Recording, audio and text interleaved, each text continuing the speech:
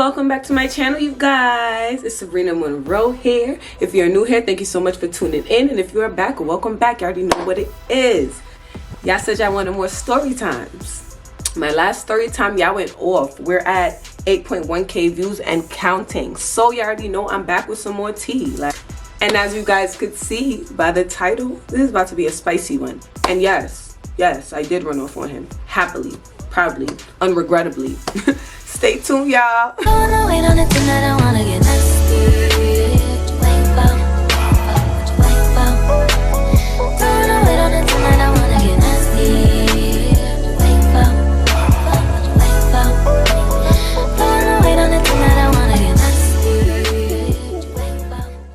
This was back in the day in 2016. I was 19 at the time, and I was still a baby stripper, you know, learning the ropes, finding my way through the jungle. And I think this was at Lust of Heavens. But I knew enough to know that a Caucasian man with a comb over in the club is a diamond in the rough. That is a gem. But yeah, I met Nick, and this was a pretty slow night. Like, it was at least, I want to say 11 girls, not too much girls, but it was definitely more females than it was, more dancers than it was customers. So I'm making my rounds, you know, people tipping me here and there, but not really making my bag. So I go to the back, freshen up, come back out, and I notice this white guy. He's been sitting at the bar for at least an hour now. Everybody who goes to him is basically getting $20 tips, and I'm like, ooh, I want a $20 tip, let me go to him. So I freshen up, I go to him, I try doing my little sweet talk, because with white guys, they don't really like unless they're in like the party zone and the, you know, the but this guy at the time, he was just a thinker. Like, he looked like he was going through some shit, pretty much. He was just there on his phone with his same drink. He didn't order, I think he had a Corona. He didn't really order a drinky drink. So I went over to him, tried to, you know, give him a little wine, tried to talk to him, and he kind of was just like, nah, I'm good, love. And then he handed me the 20, and I went on about my day. And this was back when Syntheticas was popping. Like, I had the flavors, okay? So, like I said, it was slow, so your girl had to do what she had to do. So I decided to go to the back and switch up my units, because that was when, mind you, I was a baby stripper. Yeah, I used to go to work with the damn suitcase. Think of carry-on suitcase. I used to go to work with that. So I would have like at least 3 pairs of shoes in there, mad outfits, and at least 3 wigs, because we were switching it up. I went back to him again. He tipped me another 20. Same thing. He didn't really want to talk. I didn't know. I'm lying. The second time I went to him, I didn't even try to talk. I didn't try to show him my face. So I'm dancing. He puts the 20 in my G-string. I walk away. He didn't want to talk. He didn't want to dance for too long, you feel me? And at this time, I was a baby stripper, like I said before. So I wasn't really able to milk it. Yeah, he said he didn't really want to dance. He didn't really want to talk, but that don't mean I could have given him a little massage, you feel me? Could have gave him a little tease, you feel me? You never know. So fast forward now, I changed my wig again. So first, I had on like a cherry bangs Synthetica once again. And then I put on like this curly fro. It wasn't like a fro, but it was curly. Think of like scissor, but with more curls. And then this time I put on a middle part highlights. So assuming that this time my face was more open, then, you know, it actually caught his eye. Wait, hold on. I'm about to continue this story and you ain't even subscribed yet. So I'm gonna wait, because I'm not understanding why my video got 8.1k. but I only got 520 subscribers. Like, let me know, y'all. Like, what's going on? Go ahead. I'm waiting for you to subscribe. Thank you. Back to the story. So I go to him this third time, and he's like, you really don't think I wouldn't recognize you? And I was like, a girl's gotta do what she gotta do, okay? You said that you weren't in a talking mood, and you also said that you didn't really care for a dance. So I had to do what I had to do. So then he's like, yeah, I'm not really in the mood for a dance. I honestly, truly don't even know why I'm even here. I'm going through so much. So that was my cue. I pull my chair out, park it. Talk to me, baby.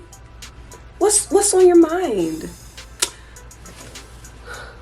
Talk about it. Tell Skyla about it. So this man is basically speaking on his marriage and his infidelity. This man has been married for 13 years. However, he's in an affair with a gay man.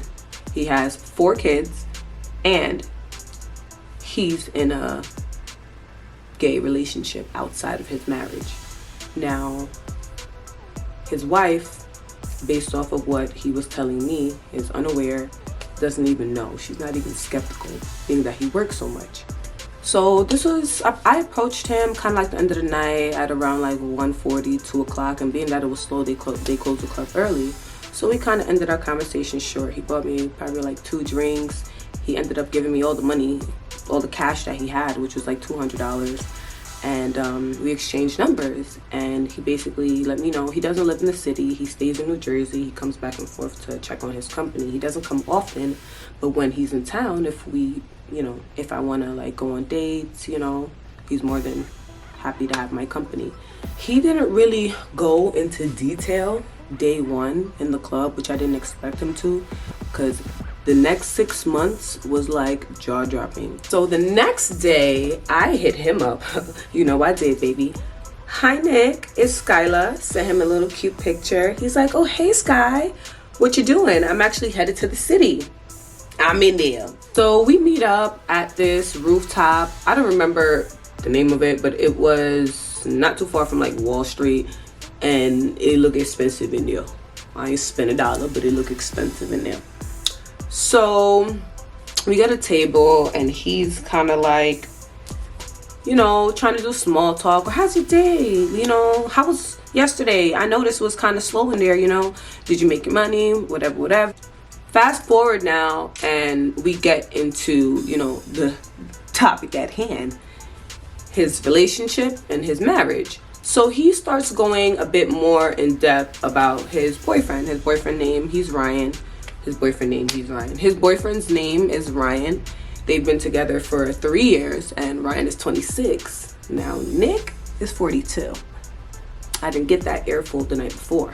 But I'm like, oh, you like him young, ripe, and tender. Okay. Noted. He proceeds to tell me, I think I'm in love with this man. I've never been in a relationship or relations with a man ever.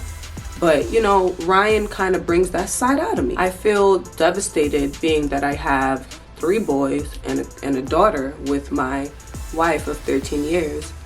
We are sexual and she's unaware, and I just feel like crap. Like, help me, Sky. Like, what should I do? So, me, I'm just trying to be a therapist. Well, what do you think, you should do? What do you feel is right? And he says, I feel like I should just keep living my life. Ryan's okay and Debbie's okay, so why not? So that situation kind of like died down. Of course, he would call me like, hey, you in the city? We'll meet up here and there. For about the first 2 months, I wouldn't really call him like a sugar daddy. He was more like a sugar buddy. Now, every time we would meet up, we would be doing some kind of activities. It wasn't like we just meet up, we talk, he gave me money. We would go on his yacht. He would take me to cigar lounges. He would take me to like the pubs, the bars downtown that I never even knew existed. And we would just talk, get to know each other. Fast forward over, I want to say the next 2-3 months. Like the first 2 months I met him, we only saw each other 5 times. I definitely remember vaguely because your girl was going through some shit. And I was like, why this nigga not coming to New York? I need a bag off this nigga. So then after the first like 2 months of us hanging out, Nick disappears. I text him, no response. I wouldn't really call him. He's a married man with a boyfriend. I'm not gonna call you. Randomly, this was around like, I want to say February. I met him in October. around Halloween, like a little bit before Halloween, but around Halloween. He kind of went ghost for like December, January, and he popped back on the scene in February. So he's like, Skyla, I really need some advice. I really need to see you. So this time, this was around the time I used to live on Fordham. And if you're from New York, you know exactly what I'm talking about. It was like by the concourse where the Sprint was. And I used to meet him like in that area. Came and scooped me. We drove to Jersey by the water, and we got on his yacht. He definitely seemed very like uneasy that day. And I'm talking to him, and he's just like, I don't know what to do. Like I screwed up. Like I screwed up very bad. Being that Ryan and Nick were dating for about 3 years, of course, Ryan doesn't want to be in the shadows anymore. Ryan wants him to tell his wife, and he wants Nick to leave his wife. And Ryan is like, Nick is so conflicted because he's like, I love this guy, but this is my family. 13 years. My oldest is 14. How can I possibly tell my wife I'm leaving her for a man? Tell her. Because when you tell her that you've been cheating on her with a man, you won't have to tell her that you're leaving her for a man, because she's gonna leave. Tell her. And if you're afraid of her leaving you, then you're selfish. You're very selfish. You're selfish to your wife, and you're selfish to your kids, because you're not allowing her to experience real love. And that's not okay, because all you're doing is putting on the front for your wife and kids. You're not a heterosexual man. You're a gay man, and that's okay. But you have to be proud of it. You know what I mean? You have to stand on your decision. You stood on sleeping with this man in a whole relationship with a gay man, and now you're afraid to tell your wife. You're afraid for your wife to find out. Yeah, bugging. He basically procrastinated for like weeks on, and he finally ended up doing it when I basically explained to him, would you want your only daughter to go through what you're putting your wife through? And that was when it snapped. It connected with him. The next time I see Nick, this was at least 4 weeks, 3 to 4 weeks. He tells me that he finally told his wife. Well, she found out, and he had to come clean. He was doing laundry, and she was doing laundry, found a condom in his belongings, and he decided that was his gateway, his leeway to tell her. So he tells her, and he tells me that she packs her bags and she left with the kids the same night, checked into a hotel, and have not returned his call for about 3 weeks now. And he hasn't seen her, hasn't seen his kids. And I'm just like, damn, my bad, I ain't tell you this shit. I ain't tell you to tell her. I ain't tell you to tell her. It just, that ain't got nothing to do with me, sir. My bad. So, being that his wife left, he and Ryan are able to be inclusive, exclusive, out in the know, out in the open. However, the next time I see Nick, it's like every time I saw this man, literally shit got crazier. Like shit got real each and every time. How shit gonna get real 6 times? Like the next time I see Nick, he tells me that Ryan has been having certain, symptoms. His immune system has been very weak, and he went to the doctor, took a few tests, and his HIV test came back positive. Now, Nick and his wife are still married at this point. They haven't filed for divorce yet. Like, everything is unfolding over the course of 4 months. So, nobody filed for divorce yet. At this point, she is still legally his wife. Being that they're separated, Nick wasn't sure if he even had to tell her. That has nothing to do with her. I don't have to tell her anything. She already knows I'm sleeping with a man. Why would I tell her that she might possibly have contracted HIV from me? Yeah, I don't understand. I had a margarita in my hand. This is my hand. And I put it down so fast. Why? Because I never sat across from someone knowing that they might have HIV. You are sexual with this man. You are in close contact with your wife and kids. So I could only imagine what Nick was going through.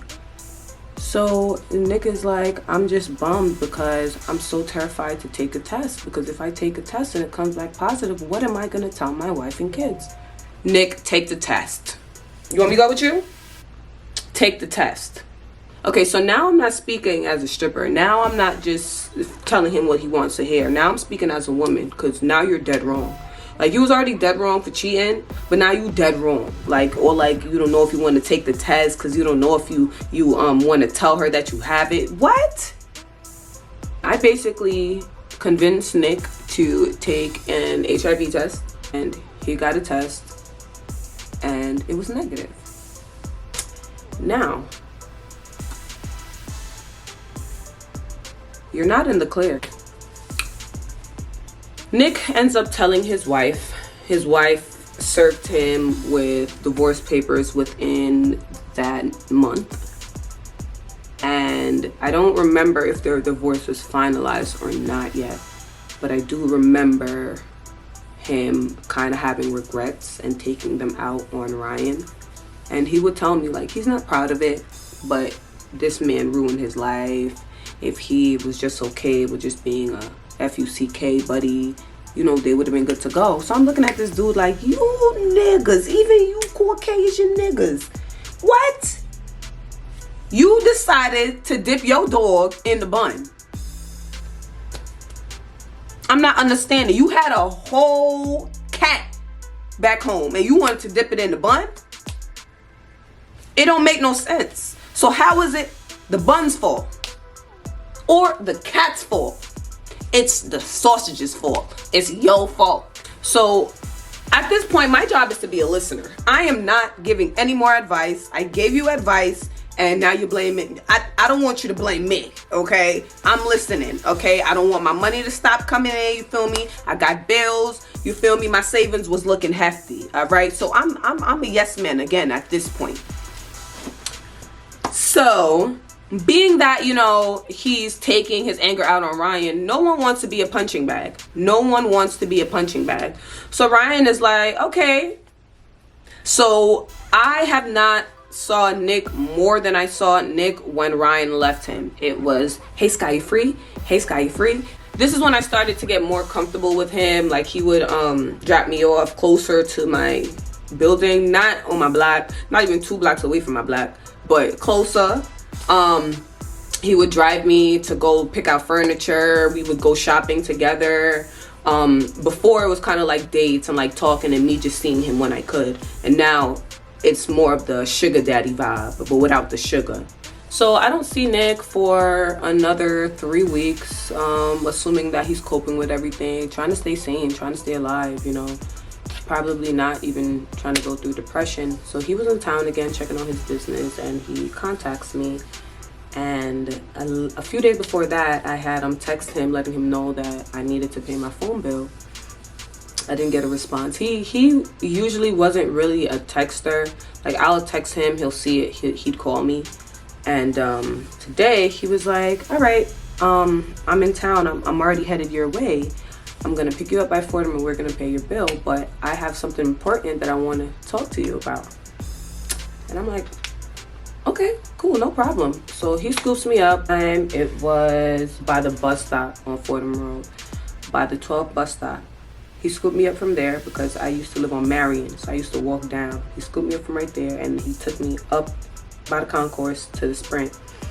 And on our way, that ride would have been like a 3-minute ride, but being that it's New York and it's Fordham Road, I swear we was in traffic for like 10-15 minutes. So he's talking, and he's like, you know, we've been dating for quite some time now, and I know, you know, a lot of things have been unfolding not in the best way. So I was thinking that, you know, maybe you'd wanna try it with me, you know, like, try it with me. And I looked at him like, no, I don't know. Try what? Try what with you? What are you talking about? I'm lost. He goes, you know, I've been intimate with Debbie for the past 3 years, just as I've been intimate with Ryan. I contracted it, but Debbie's in the clear, and we weren't even using protection. So imagine how safe you'll be if we're using protection. And at this point, I'm just looking out the window like, I'll get me out of here. Like, get out of here. But this man still gotta pay my phone bill. So I'm like, shit, what the fuck to do? So I'm like, oh wow, you know, I'm sure we could, you know, like do research. I'm sure there's medication that you can take, and you know, you've been so good to me. I could only understand you're a man who wants needs. Listen, don't judge me. I was a dancer doing her job. I was paying my bills, keeping my kids fed. By the light, by like on the concourse, and the Sprint was like about 2 stores down. So I said, you know what, Nick, I'm gonna get out and I'm just gonna pay. By the time I get there, you should be there. And the side that we were on was going down, but Sprint was going the opposite direction, so he had to circle around the block or make a U-turn. So he wasn't able to make a U-turn due to the traffic. So he said, you know what, I'm just gonna give you cash. I went to the ATM already. Pay your bill and keep the change. I'm gonna circle back around. I'm gonna pick you up right here. And he pointed to the children's place. So I'm walking to the Sprint, you know, count my little money, and I get in the Sprint. Homeboy give me $1,500, and at this point I already saved up at least 20 grand from Nick. Nick was very generous, I will say that. Not to mention the dates. Nick understood that my time was money. Like, Nick understood that he's just not gonna talk my ear off for free.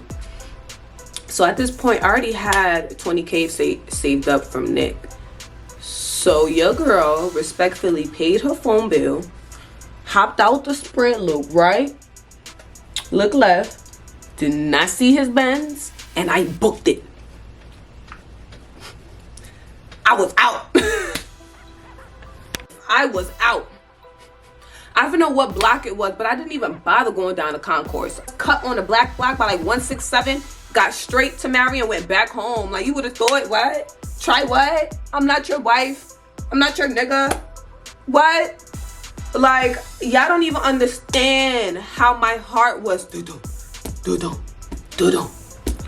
I was so scared that homeboy was gonna pull up on me and scoop me up. Like, I don't know what you guys would have did different. All I knew is I milked it for as long as I could have milked it for. But I couldn't. I could not. Like, me? You? No. I'm not gonna body shame. I'm not gonna personality shame. But I'm gonna give you a visual of Nick. Nick was at least 350 pounds. I'm probably dragging it. He looked very big, being that he was shorter. Once again, I'm not body shaming. Nick probably caught me right at my boob. And he had a comb over. He had a male fupa that he had to put his pants over with a little belt. And he wore button downs a lot. He always was sweating. Nick always had sweat either on his pits, under his boobs, on his collar. I get it. Weight is a weight thing. I am not body shaming. Do not come for me. But sir, even if you not having HIV was a possibility, like, I don't want you. Like, ew, absolutely not. At the end of it all, I came to a conclusion that Nick was probably a nympho. A nympho. I said nympho. Yeah, he was probably a nympho. He probably was like sex crazy. Because you have a wife. You clearly married her for 13 years. I mean, 10 years prior to you meeting Nick. So who was you cheating on her with before? Nick left you probably about a month ago, and you already trying to tip at my hole? You wildin'. This cootie cat is not even on me right now. So how you gonna get it? How you gonna get it, Nick? That is the story of how I ran off on my sugar buddy. Happily, respectfully, and unregrettably. If you made it to this point in my video, drop some money tongues. Like, you know the emoji with the money tongue? Like that? Drop some of those. Because the girl was just getting her bag. Since y'all clearly like the tea, I'm going to have some more story times coming y'all way. But if you made it to this point in my video, thank you guys so much for tuning in. Run up them views. And we on the road to 1,000 subscribers, y'all. If you guys want to stay connected with me, follow me on Instagram at fine.ass_Skyla. That's a little spicy page, you know, the spicy page. And for my hair page, follow me at Sabrina.Monroe. Twitter, Sabrina Monroe. I don't really be on Twitter, but maybe, who knows? If y'all start following me and start giving me some interaction, I might be on it a little bit more. Stay tuned for the next video.